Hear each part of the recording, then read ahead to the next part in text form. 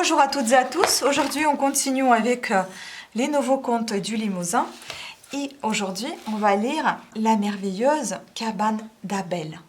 J'ai rencontré autrefois un vieil homme, vivant dans un jardin dont il prenait grand soin. Un jour, je lui ai demandé d'où venait sa passion pour les beaux arbres. Il m'a souri, s'est assis au pied d'un thuya géant et m'a invité à m'installer à côté de lui en tapotant l'herbe de la paume de sa main. Alors il m'a raconté l'histoire du jeune Abel.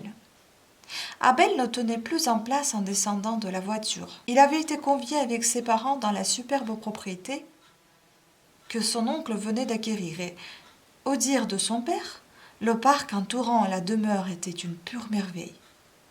Le jugement paternel se vérifia. Le gamin assistait, ébahi, à la vibration des ombres, lumières et couleurs qui s'alliaient à la perfection. Tandis qu'il s'empressait de parcourir chaque recoin, chaque carré d'herbe et de pelouse, son esprit vagabondait, imaginant qu'un mystère entourait les bosquets et les plantations. Lorsqu'Abel arriva devant l'arbre solitaire, il resta muet de stupéfaction.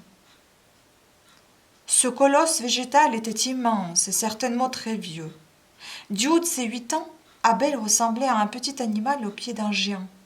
Il mit sa main au-dessus de ses yeux écarquillés pour mieux voir la cime, auréolée de soleil. Bon sang! Il est tellement grand, comme j'aimerais un jour pouvoir y grimper. Quand il rejoignit enfin sa famille, le jeune garçon voulut aussitôt connaître le nom de l'arbre majestueux. C'est un Thuya plicata zebrina. Il est magnifique, n'est-ce pas? Lui répondit son oncle. Pour Abel, ce nom ne pouvait avoir qu'une seule signification possible, merveille du ciel. De nombreuses semaines s'écoulèrent avant que le petit garçon ne retourne dans la belle demeure.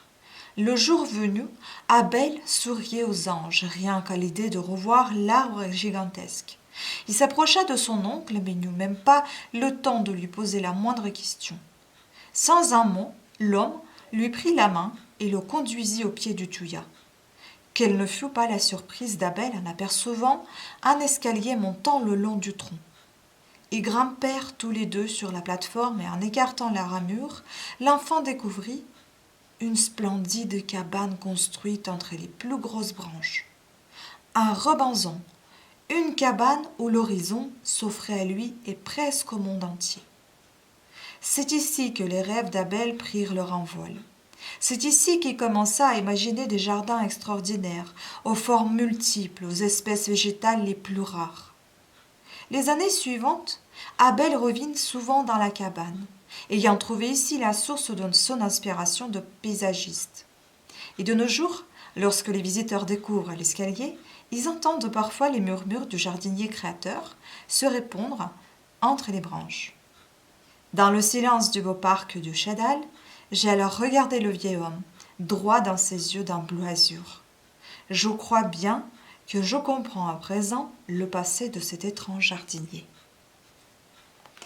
Voilà, c'était tout pour cette petite et courte histoire. Je vous remercie beaucoup de votre attention et je vous dis à la prochaine fois. Ciao!